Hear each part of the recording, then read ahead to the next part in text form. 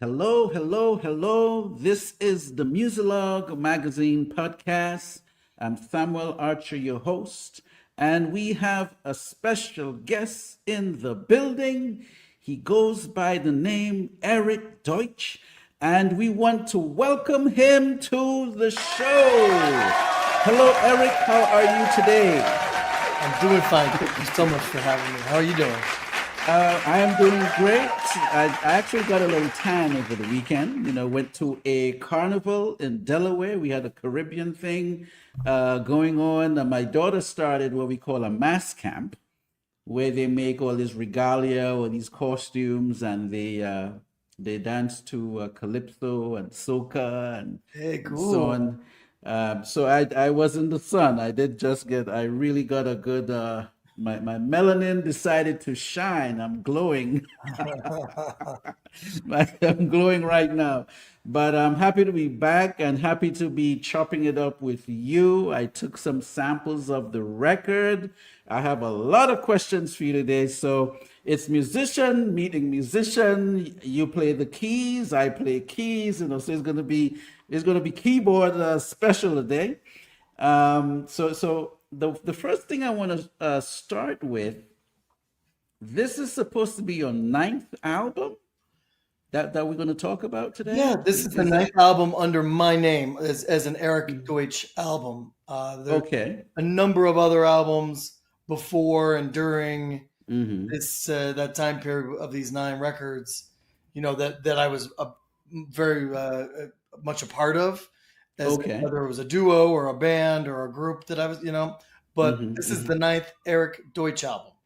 The Okay. first one came out in 2007. This one came out Mm. last month in July. Okay. Okay. Well, congratulations. Thank you. Now, would you say this is your best work so far? I don't know. I'd like to think so, but every album's different. Uh-huh. Every album Uh-huh. has its moment in time, and when the creative gods come together Mm-hmm. and something is birthed to the world, Yeah. right? Yeah. Mm-hmm. And Mm-hmm. not to sound too dramatic, but you know what I mean? It's a moment in time. I couldn't make the record I made in 2015 again, and I couldn't Mm-hmm. have made this record then. So, uh, and you know, you don't want to compare too much, I don't think, because I'm a Mm-hmm. different artist than I was 20 years ago. Obviously, Mm-hmm. with age and experience, doesn't always Yes. make you better, but it changes things.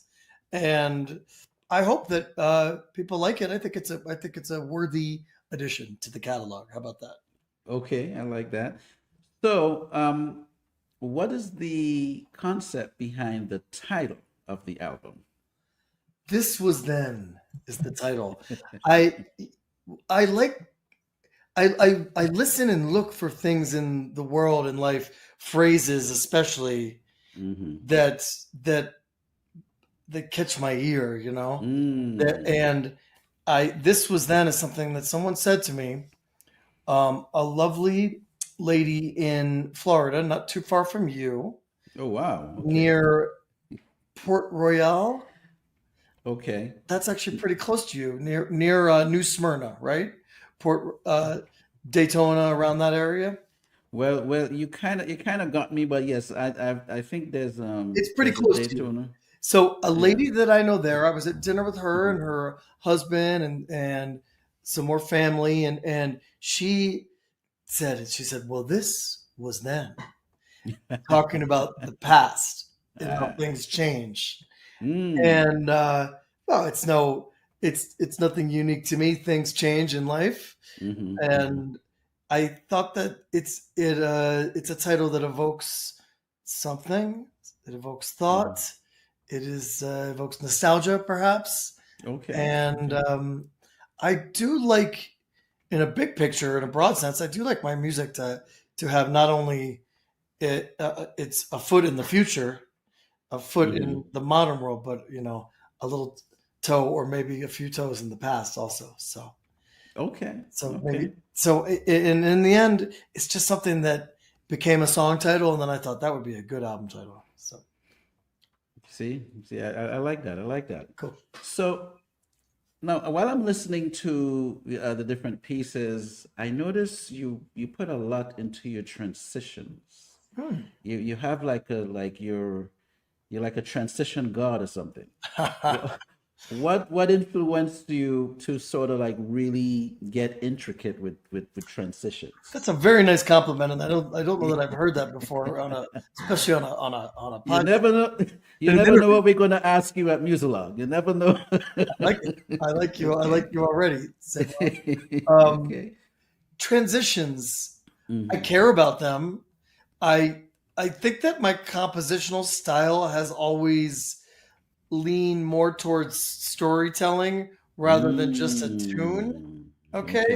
And Okay. when I'm thinking Okay. out loud here, but I guess that if you're telling a story, what that what I'm how I might describe the difference between a tune and like a storytelling journey composition. Mm-hmm. Mm-hmm. It, Mm-hmm. a tune is kind of a thing, and it Yeah. loops around. Yeah. Maybe in jazz, it kind of goes around and around, right?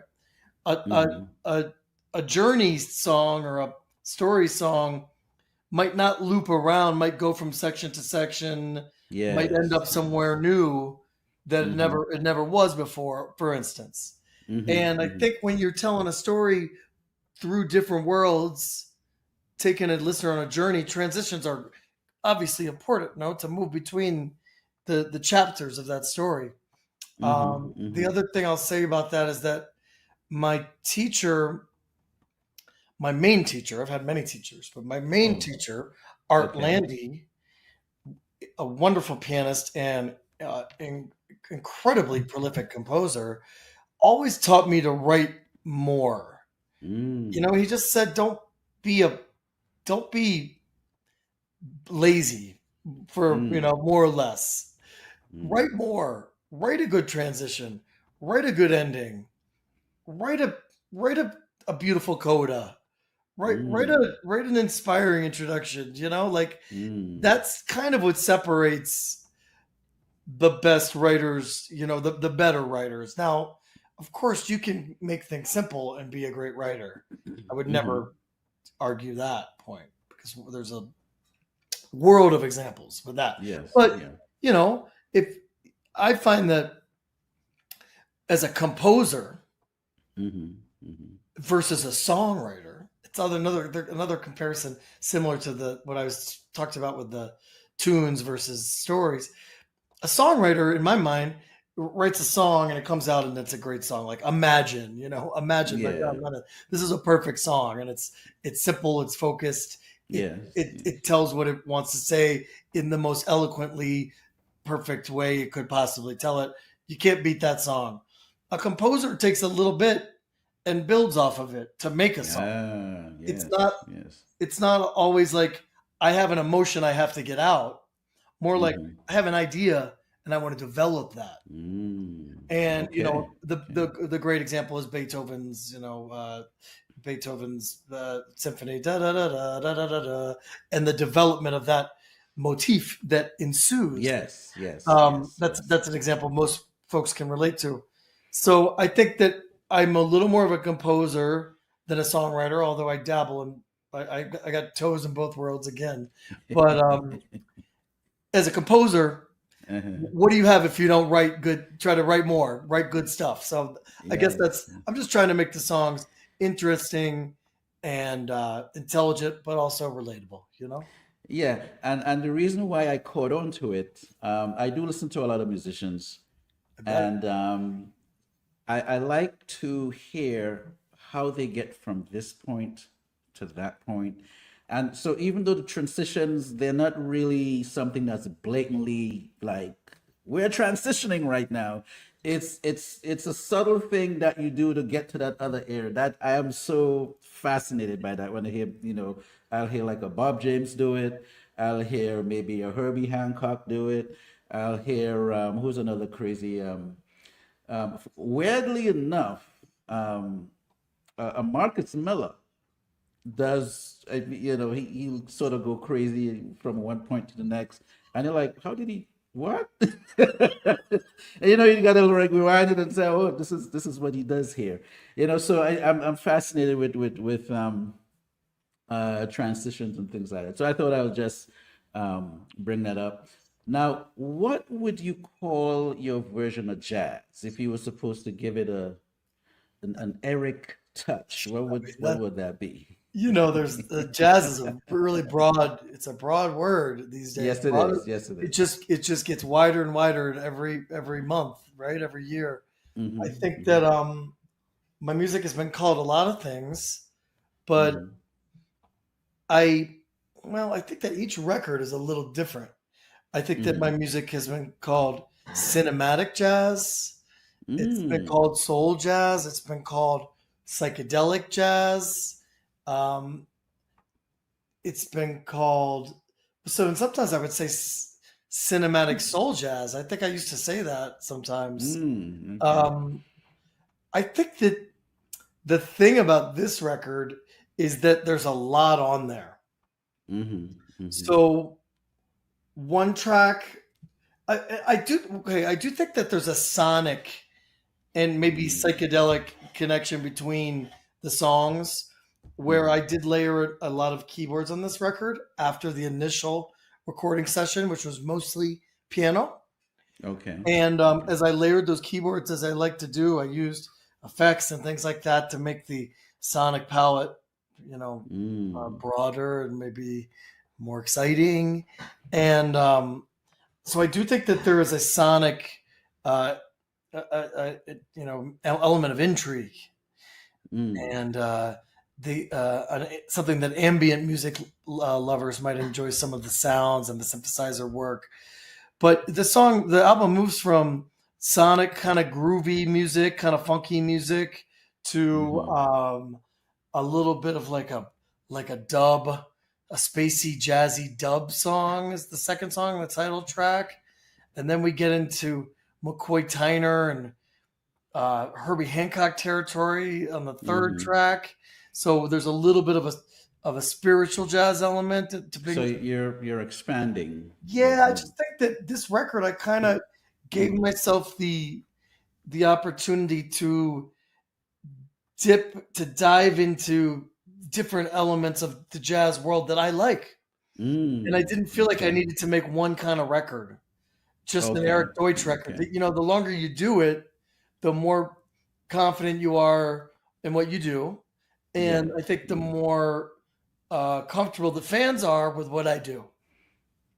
So Okay. probably when I was younger, I it how do you mix how do you mix traditional jazz and fusion jazz of the 70s and Mm-hmm. ECM music, third stream music from Europe with modern things? How do you do that?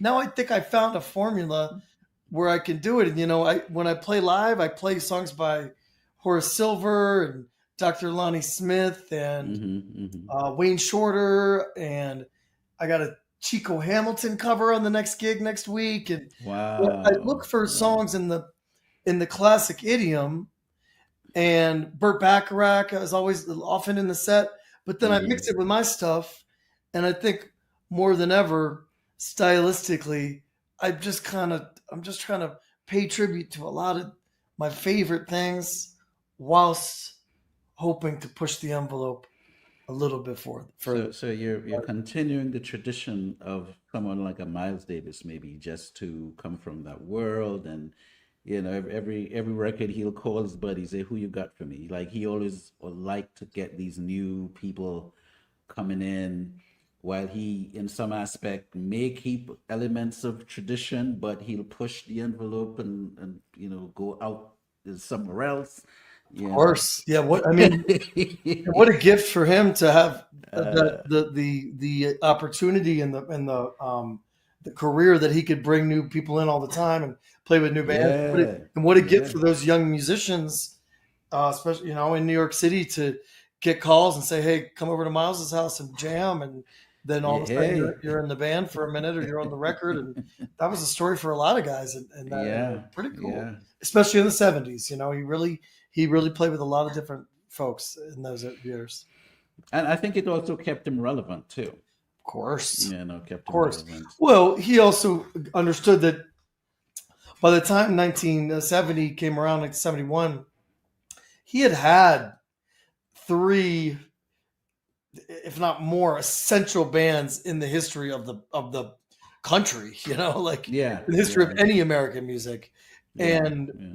he, you know, so instead of exploring with all, because he had a lot of new ideas and a lot of forward ideas, instead of exploring with the same group of few cats, you know, he decided to mix it up with a lot of young guys, and I think probably found extra inspiration from that. I would imagine. Okay, so I can't help but notice you've got a lot of guitars behind you. So it begs me to ask you, how many instruments do you play? Well, I'm not much of a guitarist. I've been monkeying around on it, you know, since I was a kid. Because as a kid, growing up in Washington D.C., you like, you know, like watching MTV and everything. You know, I wanted to be a guitar player. You know, I wanted to be in the rock. I wanted to be the front guy in the rock band. Yeah, totally. There weren't that many keyboard players in those bands on MTV, and like, you know, in the late '80s, I guess. But then it, you know, there had been in the earlier part of the '80s, synthesizers were such a part of the music, and then pop Hmm. music, and then it kind of went away a little bit. But so I always messed around on guitar. I got a studio here. I'm sitting in my studio. I'll do a Okay, turn. I'll okay. show you. There's some keyboards over here. Oh yeah, There's all the show keyboards. the audience. Oh, there we go. There's some All right. keyboards. There's more keyboards everywhere. There's keyboards All everywhere. right. But anyway, All I don't right. want my computer's funky. I don't want to I want to get crashing. Well, you showed us enough. You showed us Yeah, enough. that's a good. That's a We good. believe. Yeah, you get it. You get it. So no, We you know, believe. I play all the keyboards, the organs, all that kind of stuff. Trained on the piano. Hmm. I'm proud to say, like, I'm a good pianist, not just a keyboard player, you know. But other things, I mess around on bass and guitar and percussion and drums and sing a little bit. And when I was a kid, played in the band, played some saxophone, some baritone horn, and things like that, you know. But messed around on Okay. the accordion a little bit, you know. Whatever, if it has Okay. keys, Okay. I can usually make something happen. Okay. So I started listening and I was like I heard like I thought it was a French horn, but it sounded more like it was either French horn or trombone. I know I heard a flute somewhere, and the touch on the bass, you know, so it felt live. So talk about well, let me ask you. You have live musicians on this record? Of course, humans. Humans, okay. Yeah. So let's talk about that. And I like your rhythm. You had some nice rhythm tracks, um, you know, which I think was probably mixed. So you actually had a drummer, but you also had some overlays that gave it a sort of made it a little more edgy, if that makes sense. But subtle. It was edgy but subtle, you know. So I thought that was a pretty good blend. So what was it like working in that environment? Were these musicians vibing with you? Did they come in on certain days? No, no, no, no. Was it all This is together? it's more simple. This is my band from New York, and Okay. this has been these are some of my best friends and some of my longest collaborators. Mm-hmm. I've played with this core of musicians for the last 4 albums, Mm. and with the rhythm section, probably I'm gonna say 7 of them. So the Okay. majority of my solo career has been with these guys, more or less. You know, changed Okay. a Okay. little bit here and there, but Tony Mason and Jeff Hill are the drummer and bass player, respectively, and my old friends and collaborators. And we've been Mm-hmm. doing this for a long time. Jeff Hill and I were neighbors in the building in Brooklyn for 10 years. Tony Mason and I all go all the way back to Charlie Hunter's trio in the 2000s, where we were Mm-hmm. members of that for multiple years together. And Mm-hmm. so we just popped into the studio in Brooklyn. Avi Bortnick on guitar, Mike McGinnis and Brian Dry on the horns. And Mm. we did this record, and we did it the same way we did the last record. We never rehearsed. I guess I sent him the music, but I didn't even really tell him anything. And we just showed up, and I said, one tune at a time, here we go, We learn the song, we record it, get to do the next one. And we have such a rapport that it's very comfortable to do it like that. And we did this in 2 days, two easy days, not sweating too much. And then came back a couple months later and did 2 more songs, one new song and one redo with like a different feel of that song, Snake Alley. We did it real spacey originally, came back and did it a little groovier. And so these guys are fantastic and some of the best musicians in the world, if you ask me. New York City is, blessed with a wonderful population of talented folks. And the rhythm track, Tony Mason is a rhythm master, and he's great. And then Mauro Refosco, a wonderful percussionist from Brazil, from Sao Paulo. He's been in New York a long time, and he's very prolific. He plays with people like David Byrne of the Talking Heads and the Red Hot Chili Peppers, and Mauro is a master. The Tom York from Radiohead, he plays in his band.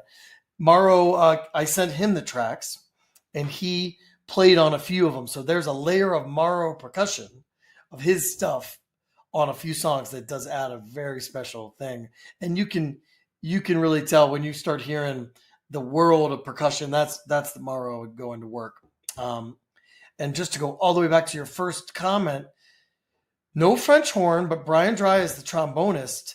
Mike McGinnis is playing the alto flute. That's the low flute, and it's a beautiful sounding instrument. I got kind of obsessed with it, and he borrowed one for the session, played it really well, and then eventually ended up trading his alto clarinet for that alto flute. So now he owns it. And I'm just like, wow, you can trade horns with people? Keyboard players don't trade keyboards. I mean, I don't remember ever doing that. But anyway, you know what? You get that trombone and that alto flute in unison, like it is on track 1 on Saddest Day in Paradise. They're playing a unison melody. The first time they enter on the record, it sounds a little like a French horn or a flugel or something. And I like it because I find that a lot of folks have asked me, what are these instruments? Like, or what is that? Just that alto flute occasionally sounds so low, it's hard to tell what it is. I love instruments that sound beautiful, but you don't know what they are. I'll tell you that. I think that's a cool thing. Okay. So, all right. Well, but I like the fact that you were able to do layers. It's the smooth out type of a vibe. The way how the horns come in, the flutes, and then you're doing your dynamics on the piano. So what I wanted to find out would be who are some of your influences in reference to piano, and it might be like 100 people, but if we can bring it down to maybe 3, who are like maybe the 3 people that you say, you know what, I did a little Bruce Lee and borrowed from this guy, and then borrow from here, and then borrow from there to create my main martial arts. I like the Bruce Lee reference. I think that the number one would have to be that my teacher that I mentioned, Art Landy, without a doubt. I've probably seen him play more than any other musician. I mean, I would guess I've seen him play more than anyone that I wasn't in a band with, watching them play on the stage next to me. And just from studying with him for many years. And we also played in a band together. We did a lot of projects together. We had a band for 5 years where I played piano, he played drums, a piano trio called Triangle. And because Art's also a drummer. So working with your teacher in a trio where I'm the pianist and he's it was an incredibly valuable experience, and the amount of coaching and growth and direction that came from that, I couldn't even put into words, I don't think.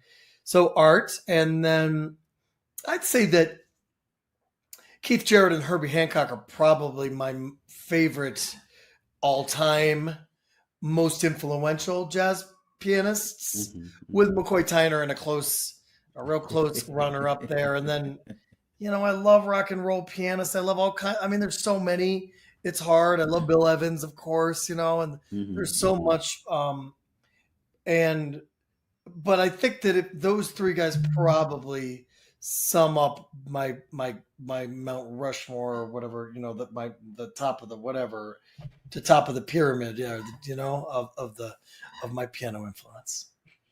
Okay, what would you like music lovers to get from this record you're putting out right now?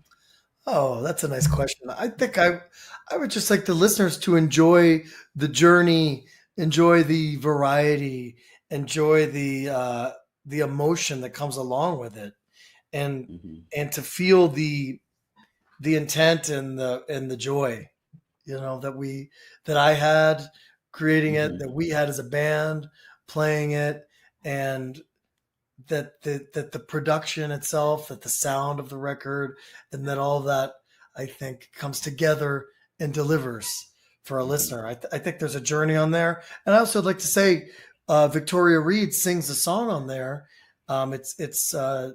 It's a little bit of a departure, so it's not an all instrumental record. There's one original song by Victoria, a very talented and diverse songwriter and musician in Hmm. her own right.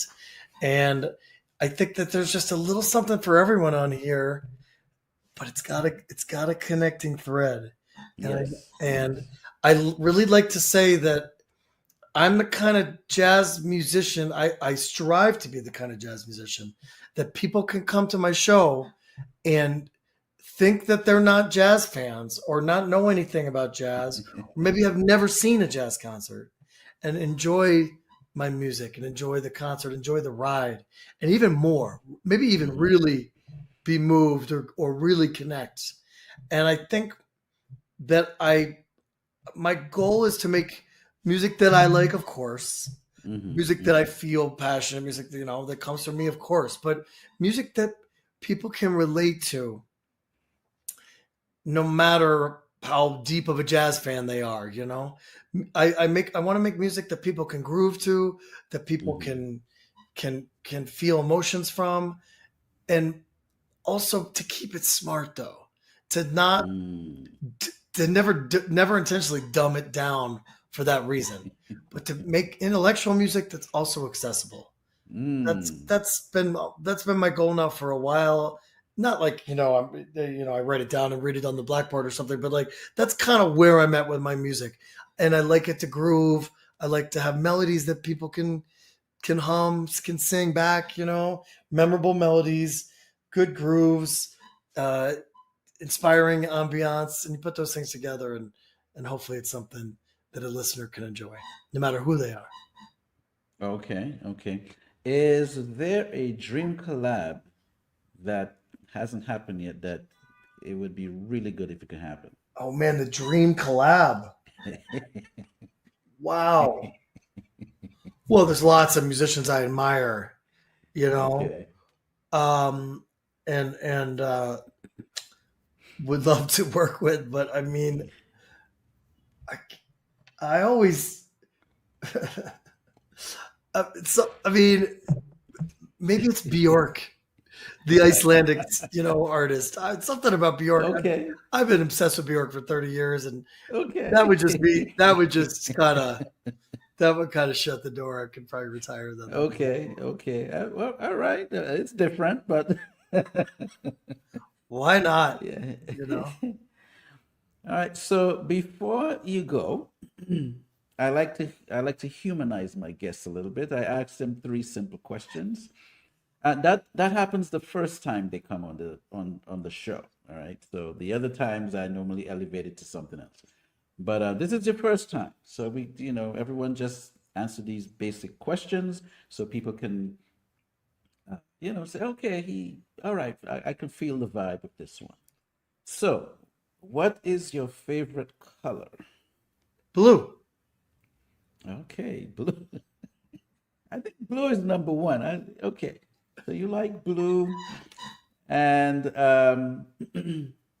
let's see what else here now. When Eric is in the kitchen, if he's a kitchen guy, and he has a meal that he really likes to prepare, what is that meal going to be? Well, I am a kitchen guy, and I'm probably in the kitchen more than I'm anywhere, because Wow. the kitchen in this house is the center of the energy. And I find myself in there first thing when I wake up, last thing before I go to bed, and all day long I'm bouncing back and forth, right? Okay. Erik likes to make a lot of things these days. And I do like to experiment and push myself. Okay. But I got a dish that's my favorite in the moment, and I'm gonna go with that one. How about that? So lately, Okay. I had this dish in the West Village, Manhattan, 20 years ago, at this old restaurant. Hell was it called? A little Italian restaurant on Cornelia Street. I can't remember what it was called, but I believe that Mario Batali was one of his first restaurants from long ago, from the 90s. And Okay. it was a little Italian one. And what they did was they served a milanesa. So a banged out cutlet of pork or veal or chicken. I don't know, remember what it was. And then they served it with a heavily dressed salad on top. So you have your milanesa, which is like a breaded cutlet, yeah, like a schnitzel in Germany or whatever, or a parmesan, like a chicken parmesan. You get your breaded chicken cutlet, you got your cheese, your sauce. So I like to take a chicken milanesa, a chicken cutlet, a thin pounded out piece of chicken breast. You put it in flour, you put it in egg, you put it in breadcrumbs, and I use the Japanese ones, the panko, and then you fry it, lightly fry it in some olive oil, brown it, and then you make a nice salad. And I've been making a dressing with the anchovies and the garlic and the lemon and the Dijon, so kind of a Caesar kind of dressing. Okay. You dress that salad, you get it real wet because you throw it on top of the chicken cutlet, and then the dressing kind of sauces the whole thing. Do you know what I mean? So it's I can imagine what you're meaning. and it's in a way it's light because it's decadent but also light because you're not eating a lot of bread or potatoes or pasta or something along with that. You know what I mean? Which is much I love all that stuff, but there's something kind of energetic to it, but it is decadent, and I've been doing it lately. I really enjoy that one. I'll probably do it again sometime this week or next week. You're getting us hungry out here. There you go.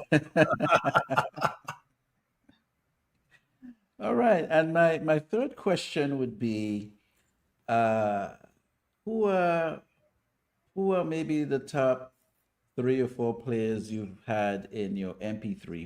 Who's in your MP3 of late that you've been checking out? Oh, who have I been listening to?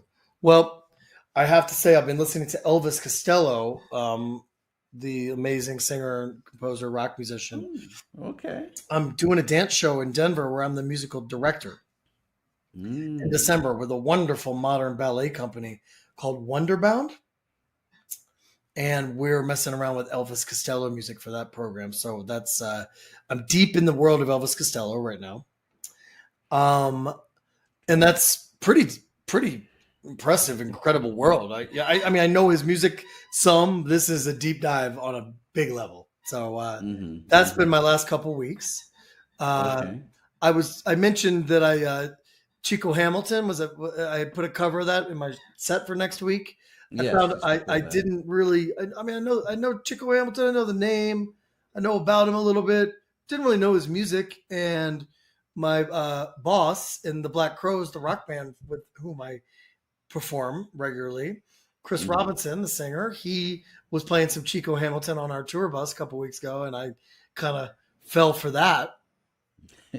And otherwise, can't get away from it, man. This record by this guy Tommy Guerrero, this kind of surf rock guitar guy, not exactly surf rock, but a California beach, a SoCal guitar kind of trancy guy.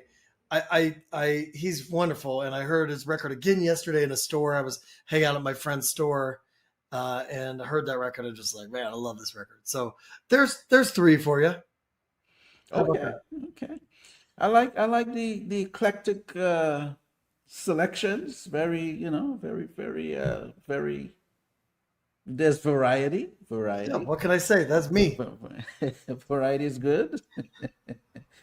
Yeah. So, is there anything that you wanted to talk about that I didn't get to ask you about that you'd like to share with the audience? I know, just that the record, came out in July and it's a self-released record. Sometimes I work with labels, sometimes I don't, and this one I decided to do on my own, and it's Okay. been really successful. And I'd like to thank everybody involved. And Hmm. also, we made a beautiful 180-gram vinyl that you can buy directly from me. You can order it from my website. Okay.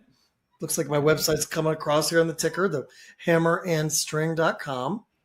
And Yeah. also that for the rest of the year, I'll be doing shows to celebrate the release of the record. I have gigs with the Black Crows. I'm always working with them, but in between, I have shows for this music here in Mexico City and Guadalajara as well, in Denver, in Hmm. Hmm. Paris, in Frankfurt, and Mm. in Oakland. I might be forgetting Okay. somewhere, but that's the majority of it. Yeah. It's Yeah. in Buenos Aires and in Sao Paulo as well. You So I'll be see, doing a little globe trotting, you're, little. you're all around the world here. Yeah, why not? Why not? So it's going to be, and that's all for this fall. So it's been a journey already this year, and it's going to keep going. And when I do play in these different places, I have a different band from wherever I am almost every Hmm. time, and that's exciting as well. All right, all right. Well, Eric, this was a really good conversation. I enjoyed our chat today. I want to thank you for taking the time to hang out with us and sharing your music and your discussions about the behind the music and the thoughts and everything. And I'm wishing you the best. Consider yourself family. Keep us posted on your progress. And we wish you the best in a big way. Thank you, my friend. It was a lovely conversation. Really nice to know you. Appreciate you Yeah, having me, and hope we can do it again anytime. most def, most def.